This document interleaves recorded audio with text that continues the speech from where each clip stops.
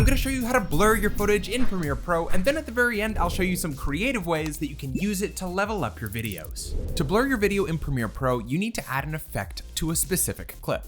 To do that, go to your effects panel, and if you can't find that, go to Window, Effects, and it'll pop up. Now search in your effects panel for Gaussian Blur.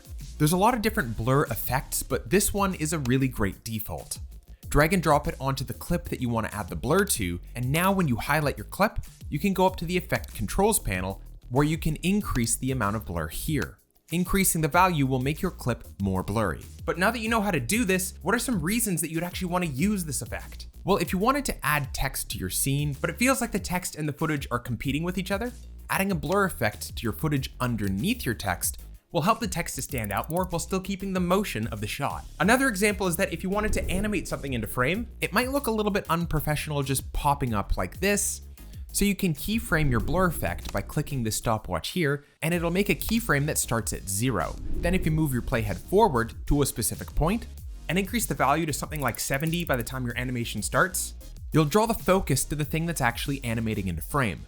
Then if you make another keyframe when the animation is about to finish, and then move forward to when it's done and drop the blur amount down to 0, you have an effect like your scene is racking focus to the element in the foreground. And finally, you can create a mask by clicking here on your blur effect, and you can restrain the blur to only this area where the mask is.